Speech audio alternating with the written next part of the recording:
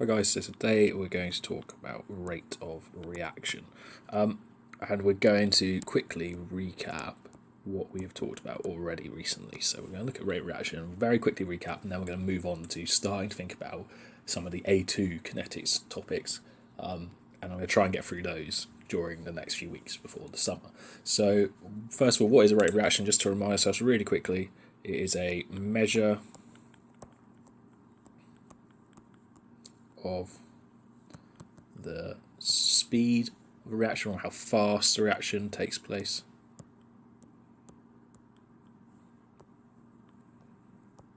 And that's really key that we remember that's what rate of reaction is. There's some really key things that we need to remember. We need to remember about collision theory, and we should know by now the definition for collision theory. The idea that a reaction only takes place when, for particles to react, they must collide with sufficient energy to react and at the correct orientation. The minimum energy particles need to react is called the activation energy. So they've got to collide, they've got to have enough energy to beat the activation energy. We've looked several times now at the idea of a Maxwell-Boltzmann distribution. And a Maxwell-Boltzmann is a graph that lets us think about the number of particles with a particular energy, and you've got your number of particles, you've got your energy across the x-axis, you've got your number of particles. Remember, we're very specific about what particles they are, and on there we've got things like our activation energy, EA. We've got our most probable energy, which is at the very top of the peak, and then slightly shifted to the right of the peak. We've got the average energy of a particle. And those things are really important. Most probable, average. Let's see if I can fit that in. Yeah, there we go. And for things to react, they have to be in, the particles to react, they have to be in that area right at the end over here, where they've got more energy than the activation energy. So the more particles we can get in that area, the more likely a reaction is to happen, and therefore the faster the rate of reaction, the faster a reaction happens. And that is pretty much a really quick summary, a really quick overview of what we've talked about. There are some factors that affect rate, and we'll think a little bit about what those factors are quickly. So if we zoom out, we've got a bit more space. So there are some factors that affect rate. So the factors that affect rate that we're interested in are number one, concentration, and that's going to become really key during our discussion of the A2 kinetics topic. Number two is our surface area. Number three is the pressure. Number four, and this is an important one as well, is temperature. And number five, one that we talked about recently, is using a catalyst. Now, all those are really important, and like I say, we'll be talking more particularly about concentration and temperature during this kind of A2 kinetics bit of prep that we're doing. Really, I will go through the stuff from A2 kinetics, but I think you will find that you'll probably have to go back over it during next year. But today, before we get on to talking more about that, I want to talk about graphs and rate graphs. So we're going to pop a graph onto screen in a second, and we're going to talk a little bit about how we would determine the rate from a graph. So let's have a look at our graph then. So if we move over to here, we can have a look. So here's a graph. This is actually from an exam question. And I've tried to plot it. It's not perfect, so we'll work with it as is, and we'll see how we get on. So the graph is a graph of concentration of a product, that's why it's going up, against time. So at the start of the reaction, there should be a point at the origin for any product. There should be none of that product, so it should be at zero. At time zero, there should be zero concentration, in this case of I3 minus. Now I need to plot these points. Now actually in this exam question, they asked you to plot a graph and they gave you some graph paper. Now obviously that's a little bit tricky to do on a tablet, and it's probably tricky for you guys to do at home if you don't have any graph paper with you. So I used Google Sheets, and I've got a couple more questions I'm going to ask you guys to do in a bit. And I'd like you to do the same. I'd like you to use Google Sheets to try to plot a graph. So if you have Google Sheets, you can get it on your phone, you can get it on just Google Sheets, and you'll find that you can plot a graph. It's a bit like Excel. So all I did is I put my time and my concentration. I did fiddle about with the settings, put a few more grid lines on, but you can have a play and you're sure you'll figure it out. Now, we need to draw a trend line on here. Now, I'm going to do my best to try and draw a trend line without making too much of a mess of it. So I want something like that for my trend line. So I've got equal points on either side-ish. It should sort of plateau. It's probably going to plateau off at the end when that reaction's finished. And that trend line is what's really important for me when I'm trying to find out what the rate is at a certain point. So, for example, if I want to find a rate at 30 seconds, okay? I want to find a rate of 30 seconds. Well, first of all, 30 seconds is the time, so I need to go across on the x-axis and find 30 seconds, okay? And I want to go up to that point. Actually, there's a point there for me, so luckily I can go right up to there. Now, I want to know the rate. Well, if we think about what a rate equation is, rate equals, and we'll write that up at the top here, so rate equals, and it's change in concentration, over the time, right? Or change in the amount over time. In this case, we're talking about concentration, and that's meant to be, it's not an AC, that's meant to be a capital delta C for change in. So change in concentration divided by time. And actually, if you look at this graph, the change in concentration, so the concentration divided by time, if I was to divide the concentration by time, then I'd be doing the y over the x. And if you're doing the change in y over change in x, you might realise, particularly if you do any maths, you might realise that the gradient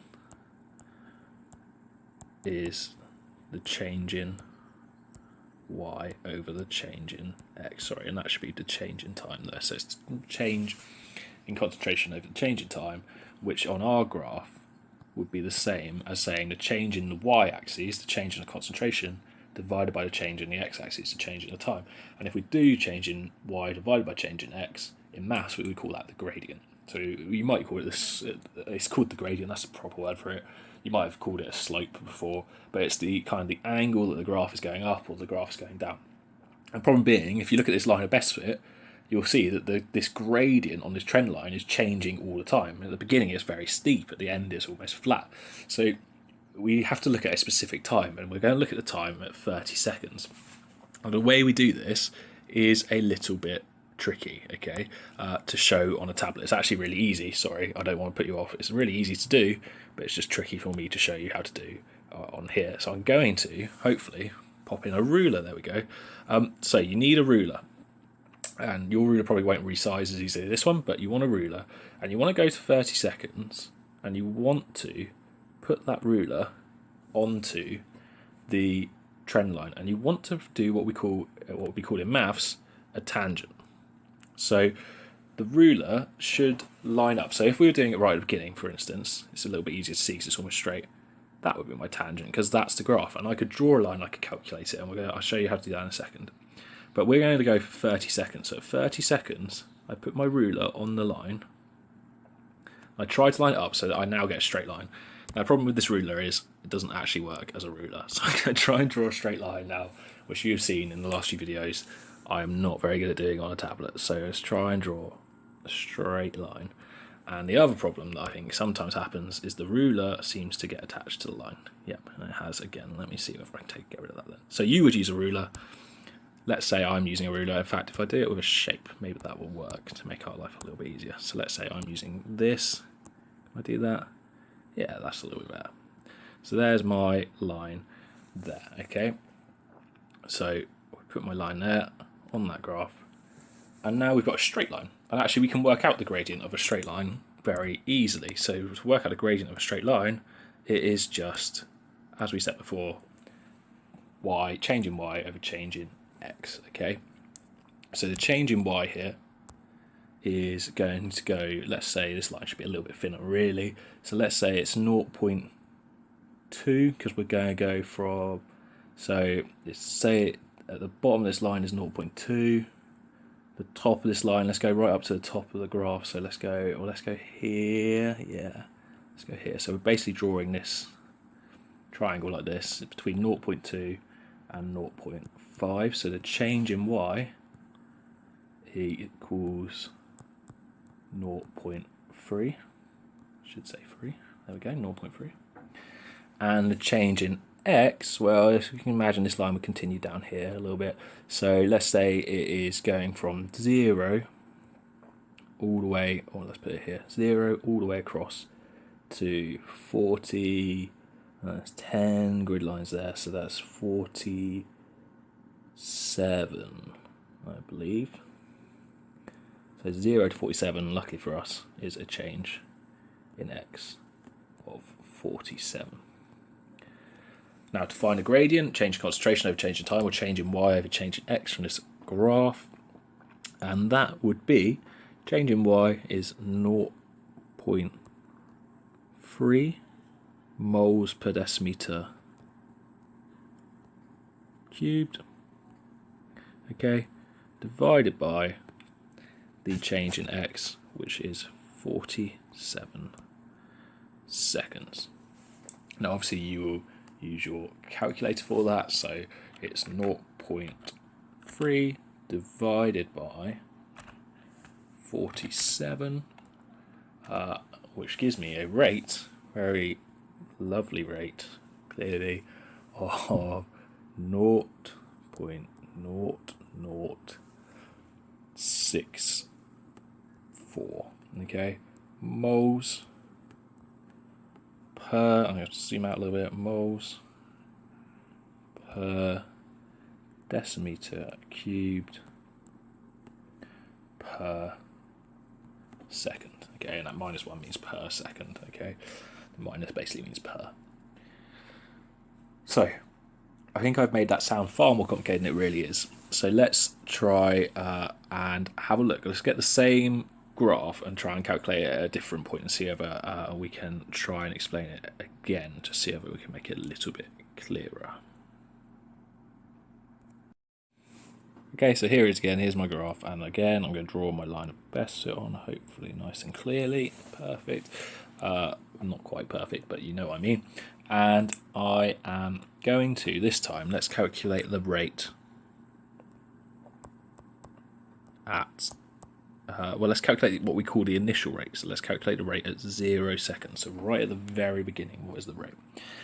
Now, what we need to do to calculate the rate equals, and this is the really key thing, rate equals the gradient.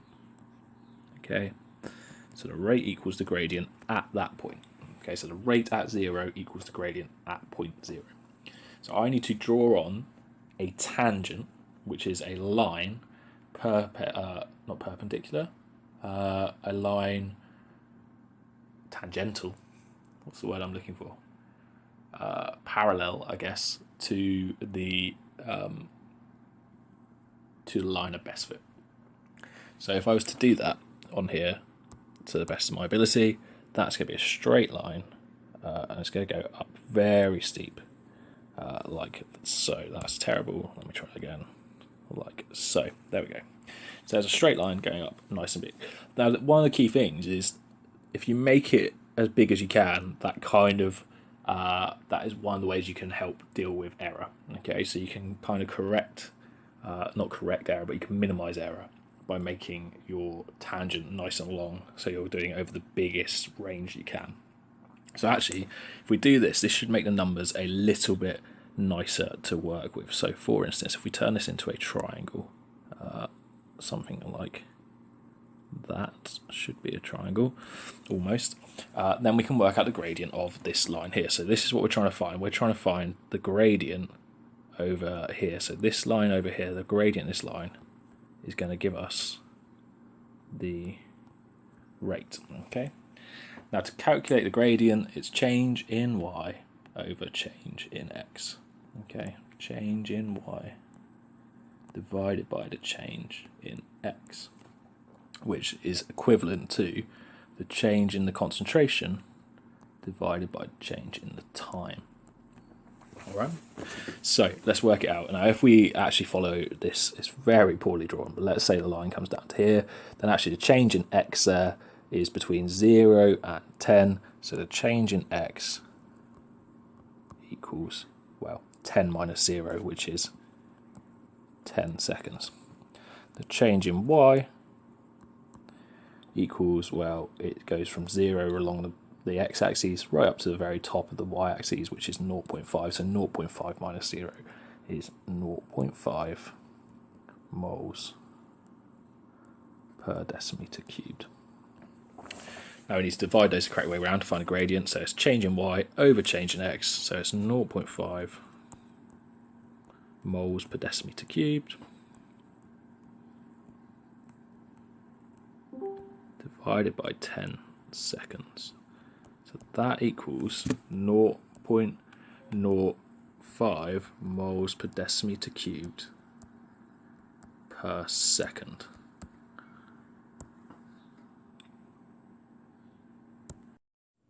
Okay, so there's two examples for you there, two worked examples.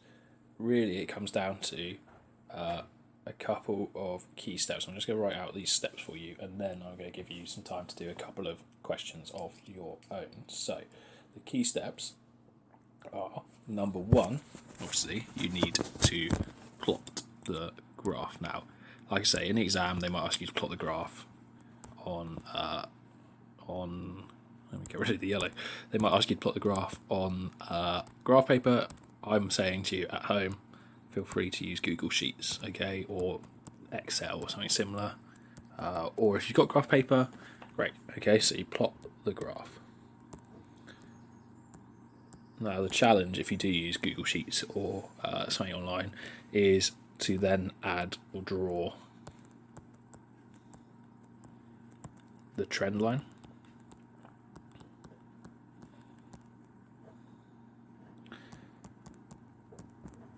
The third thing you can do after you've drawn the trend line, or the third thing you need to do, is find the time on the x-axis. So if you're finding a rate at 10 seconds, you need to find the time on the x-axis of 10 seconds. Because you can only work out the rate for a particular time. You can't work out, well, you could work out average rate by doing the change over the entire time, but that wouldn't give you any really useful information. So you find time on the x-axis, you draw a tangent, and that is a straight line following the slope of the graph at that point. And 5, you calculate the gradient of the tangent. Okay, and that's really important. They're the things that you need to do. So you plot the graph, you draw a trend line, you find the time on the x-axis, you draw a tangent, and you calculate the gradient of the tangent. Now, if you need a little bit more help on that last one, okay, you can kind of split that into 3 little mini steps. Let's call it A. Find change in x. B. Find change in y. C. Change in y over change in x. That gives you the gradient, or it gives you the rate. So that's what we're looking for at that time, at that point. Okay, so I'm going to leave you 2 questions. There are 2 questions I'd like you to do. I'm going to put a Google quiz up with space for you to put your answers to the questions. So the questions, I believe, have got, if I can just find them. So each question has got plot the graph, which obviously you're going to do. I don't need you to put that on a Google quiz. And then it says, by drawing gradients, calculate the rate at 0, 10, 20, and 30 seconds. So like for question 1, I will put space for you to give me the rate for each of those times. And question 2, at 0, 20, and 40 seconds. So I will give you the space to give me the rate for each of those times, okay? Don't worry about putting units. Just please put the numbers, because it'll be much easier for me to check if they're just numbers. So I will put those on the Google Classroom. Have a look, and hopefully this will find you well and you are doing good. Let me know if you need any help. I am here to help. Stay safe.